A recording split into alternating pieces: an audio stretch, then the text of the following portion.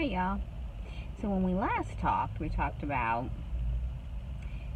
being beautiful and knowing you're beautiful. But now, I want to talk about owning it. So it's not just enough to know, that you're beautiful and that you're made in God's image, but you've got to own it. I'm talking mostly to ladies, but to anybody. You need to own being beautiful.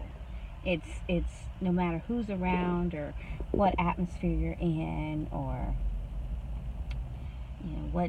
how many other so-called beautiful people are in the room. You know that you are it because God made you. And that's such an important piece to it, because it's so sometimes easy to stand in a mirror and do some act of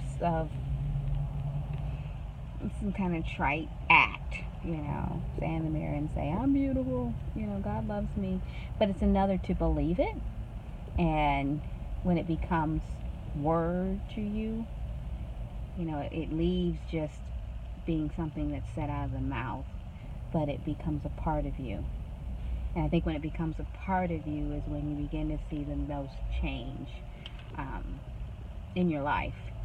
And so the next piece of it would be to own it. And when you own it, nobody can change it. Or you can't have a fight or have some spouse or boyfriend or whoever it is make some stupid comment, about you, and then suddenly you doubt, your very beauty, your existence. When you own it, you know that you know that you know. So it doesn't matter who says what.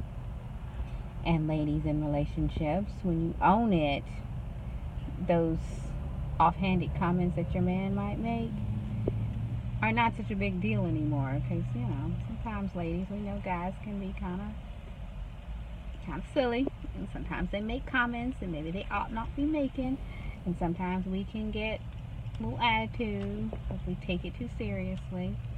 But when you own who you are and you own your power and your beauty, you're not going to take those things wrong anymore, because you know who you are. So it doesn't matter what anybody says. You know you're it. All that in a bag of chips, they used to say. I don't know if they still say that, but I still say that. So we talked about the 5 steps, and one step being know that you're beautiful, but step number 2 is own that you're beautiful. Own who you are in God. Own what God has created you to be, because you are amazing.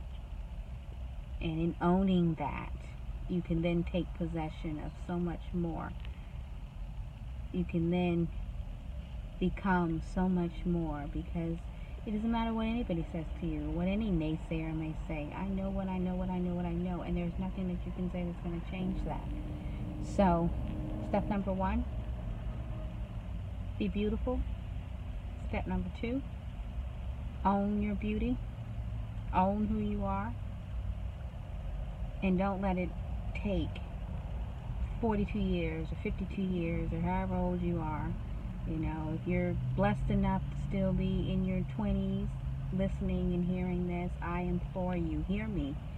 Because it took me some 40 years to truly understand that and get there.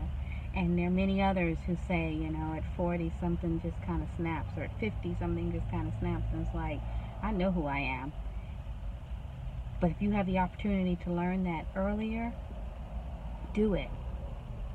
I implore you to.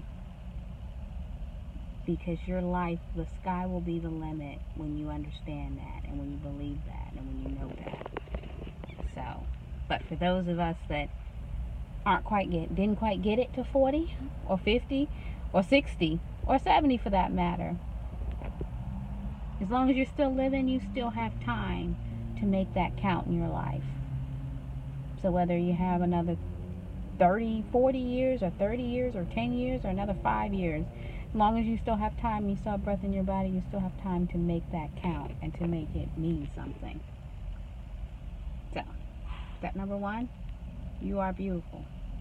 Step number 2, own your beauty. Stick around for step number 3. It's been real. I hope you're having an absolutely fabulous day. It's time to take it to the streets. Be beautiful. Be amazing. Be you. Love y'all. Peace.